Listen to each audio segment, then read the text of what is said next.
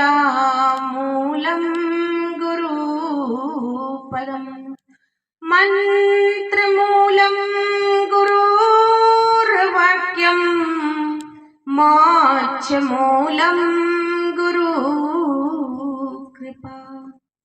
मेरे हृदय मंदिर को पवित्र करने वाले परम पूज्य गुरुदेव के चरणों का आशीष लेके गुरुदेव को साई बंदगी करते हुए सभी बुद्ध मंगल संत समाज, मेरी प्यारी साध्वी बहनें, दूर दराज से पधारे मेरे भाई और मेरी बहनों, वसुंधरा की गोद में खेलने वाले मेरे नन्हे नन्हे बच्चों, सभी को मैं साहिब बंदगी करती हूँ।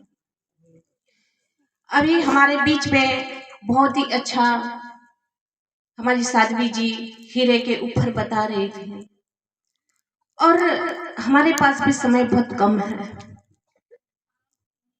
क्योंकि हमें इन्हीं मूल्यों को हमें समझना है। आज हम तीसरा दिवस है हमारा बीच, जो हम 3 दिन से निवेदन कर रहे थे, इस ज्ञान गंगा में हम गोता लगा रहे थे। अब हमने अपने दिल की काई कितनी निकाली है ये हम जाने, इसलिए हीरे की परख हमारे संत बार बार बताए जा रहे हैं। बार बार हमें समझना है कि मानव जीवन जो मिला है बड़ा अमूल्य है, क्योंकि कहीं पुण्य इकट्ठा होने के बाद में ये जीवन हमें मिलता है और इस जीवन को हम दुरुपयोग हमें नहीं करना चाहिए। इसलिए सदगुरु कबीर साहिब ने कहा है कि राम नाम निज औषधि, सतगुरु दिए बताए औषधि खाए और रूपत रहे ताकि वेदना जाए। अब सदगुरु कबीर साहिब यहाँ कहते हैं राम नाम निज औषधि। 3 बातों पे सदगुरु कबीर साहिब ने कहा है कि औषधि का सेवन, रूपत और कुपत का त्याग। क्योंकि अगर हम यहाँ पर बैठे हुए हैं, यहाँ पे जितने भी बैठे होंगे वो शुगर के पेशेंट होंगे, और यहाँ पर जो बात कह रही कि अगर हम यहाँ पर 3 गिलास चीनी का शरबत, अगर रोज 3 गिलास शरबत अगर चीनी का हम पीते हैं और हम इंसुलिन लेते हैं, दवाई लेते हैं, तो क्या हमारी बीमारी जाएगी? हमारी बीमारी नहीं जा सकती और हम जल्दी ही मृत्यु को प्राप्त हो जाएंगे। इसलिए हमें जीवन में प्रयास तो करना ही चाहिए, प्रयास नहीं करेंगे तो बीमारी दूर नहीं होगी। और बीमारी को दूर करने के लिए थोड़ा समझिए कि हम सत्संग में आते हैं, सत्संग में बैठते हैं, सत्संग को सुनते हैं, और सत्संग सबसे बड़ा शुभ कर्म है और सत्संग में आकर के हम शुभ कर्म कमाते हैं। थोड़ा सा समझने का प्रयास करें, क्योंकि जिस तरह से यहाँ पे सब जानते हैं, हमारे किसान भाई बैठे हुए हैं कि जैसे आप मेहनत करते हैं और मेहनत करके के आप खेत को बहुत अच्छी तरह से हाँकते जोतते हैं, मेहनत करके उसमें बीज को बोते हैं, और बीज को बोने के बाद में जब वो अंकुरित हो जाता है, जब अंकुरित होता है तो हम उसमें 10-20 गायें को छोड़ देते हैं।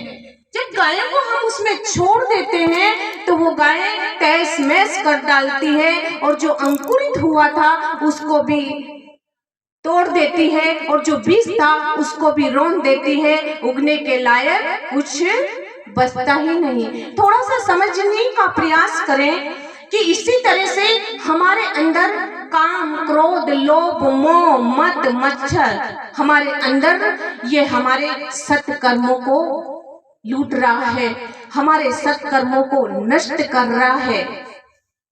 क्योंकि सत्संग बहुत बड़ा सत्कर्म है। सत्संग में इसी तरह से जिस तरह से हमें किस चीज का हमें प्रयास करना है, थोड़ा सा आप मैं दृष्टांत के माध्यम से समझाने का प्रयास करती हूँ कि एक वैद्य जी थे और एक व्यक्ति को दमे का बीमार था, बहुत दमा उसको होता था और इतना परेशान था। उसने सुन रखा था एक वैद्य जी ऐसे हैं जो इतनी अच्छी दवाई देते, एकदम रामबाण, अगर उनकी दवाई को खा ले तो हमारा दमा ही खत्म हो जाए।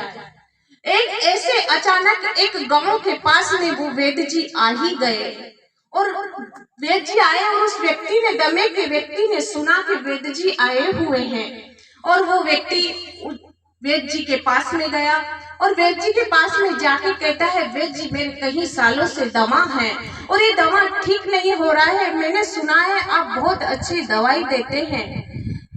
तो वैद्य जी ने कहा, हाँ देता तो हूँ, लेकिन वैद्य जी ने जब दवाई बताई, उसने कहा कि वैद्य जी ने कहा कि तुम इसको दवाई का सेवन करो और तुम्हें कुछ परहेज करना होगा।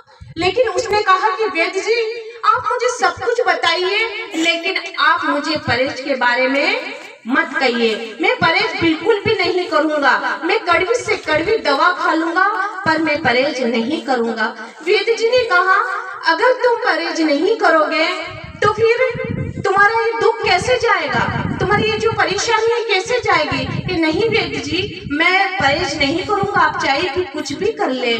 वैद्य जी को गुस्सा आया। वैद्य जी ने कहा कि अरे परहेज नहीं करना चाहता है तो कोई बात नहीं, तो तेरी मृत्यु जब वैद्य जी ने कहा कि कोई बात नहीं, अगर तू नहीं करना चाहता है तो तू जवानी में, वैद्य जी ने कहा कि तू जवानी में ही वैद्य जी ने कहा कि अगर तू नहीं करना चाहता है तो तुझे कभी कुत्ता नहीं काटेगा। फिर वैद्य जी ने कहा कि तेरे घर में चोर नहीं घुसेगा और तू कभी बुढ़ा नहीं होगा। वो झूमने लगा, अच्छा वैद्य जी मैं कभी बुढ़ा नहीं होऊंगा। और आज हम सब यही तो करते हैं, हम नहीं चाहते हैं कि हम बुढ़ा होना चाहें, सब जवान होना चाहिए। आज 60 साल का अगर बुढ़ा भी होगा ना, अगर हम उसे अंकल जी कह देंगे तो वो कहेगा, अरे मुझे अंकल जी कह रहे हो। सब जवान बनना चाहते हैं, कोई बुढ़ा अपने आप को कहलवाना नहीं चाहता है। उसने कहा, ओ ये तो बहुत अच्छा है वैद्य जी, जैसा मैंने आपका नाम सुना था वैसा ही मैंने आपको पाया है। वैद्य जी ये तो बताइए आपकी दवाई में ऐसा क्या चमत्कार है? वैद्य जी ने कहा, अरे भाई मेरी दवाई में कोई चमत्कार नहीं है, लेकिन तेरे दुष्ट परहेज में चमत्कार है। सुन तेरे दुष्ट परहेज का पहला परिणाम, जे तेरे को दमा इतना चलेगा, इतना दम चलेगा और तू इतना खांसेगा तो कहते हैं जो खांसता है तेरे घर में कभी चोर नहीं आएगा। गुरुजी जब मैं वैद्य जी ने कहा कि तू इतना खांसेगा कि तू खांसते इतना खांसेगा कि तेरे घर में कभी चोर नहीं घुसेगा। और देखना जो खांसता है तो समझ लेना वो व्यक्ति जागता हुआ है, तो वास्तव में उसके घर में चोर नहीं घुसता है। जो खांस रहा है, कभी घर के लोग भी कोई खांसते हैं, बुजुर्ग तो कहते हैं कि दादाजी जाग रहे हैं, खांस रहे हैं, तो व्यक्ति समझ जाता है, चाहे वो नींद में हो, अर्ध नींद में हो, तब भी व्यक्ति यही सोचेगा हाँ जाग रहा है, तो व्यक्ति कुछ भी करेगा तो सावधानी से रहेगा। तो उसने कहा कि तेरे घर में कभी चोर नहीं घुसेगा। जब तुम खांसते इतने लस्त हो जाओगे कि तुम्हारी कमर झुक जाएगी, तो तुम्हें लाठी के सहारे चलना पड़ेगा। जब तुम लाठी के सहारे चलोगे तो तुम्हारे पीछे जो कुत्ते पड़ेंगे वो कुत्ते तुम्हारे पीछे नहीं पड़ेंगे, वो लाठी के डर से भाग जाएंगे। अब तेरा तीसरा परहेज का तीसरा परिणाम सुन कि जब तू खांसते इतना दम तोड़ देगा, इतना लस्त हो जाएगा कि तेरी जवानी में ही मृत्यु हो जाएगी। यानी कि मैंने तुझसे कहा था कि तू कभी बुढ़ा नहीं होगा और जवानी में ही मर जाएगा।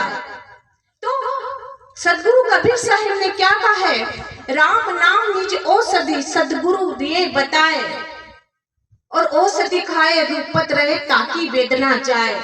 क्योंकि जब तक हम औषधि का, तो औषधि क्या है, हमें किस चीज का त्याग करना है। आज हर व्यक्ति इंद्रियों भोगों में लुप्त है, हर वासनाओं में लुप्त है। सदगुरु कबीर साहिब ने क्या कहा है कि बंधा हुआ कौन है, बंधा हुआ कौन है, विषयों की आसक्ति से हम बंधे हुए हैं। विषयों से, उन विषयों से राग नहीं हो रहा है, उन विषयों की आसक्ति से हम बंधे हैं और विषयों की राग से हमें वैराग नहीं हो रहा है। और दो ही शब्द हैं, राग और वैराग। और हमने किसी को प्राणी पदार्थ को छोड़ दिया तो हम वैराग किसको समझते हैं? हम वैराग उसको समझते हैं हमने किसी प्राणी पदार्थ को छोड़ दिया है और छोड़ने के बाद हम उसको वैराग समझ ले, लेकिन वो वैराग नहीं है, वो त्याग है। हम शरीर से अलग हो जाए वो त्याग है, और मन से अलग हो जाना, मन से असल हो जाना, ये वैराग्य है।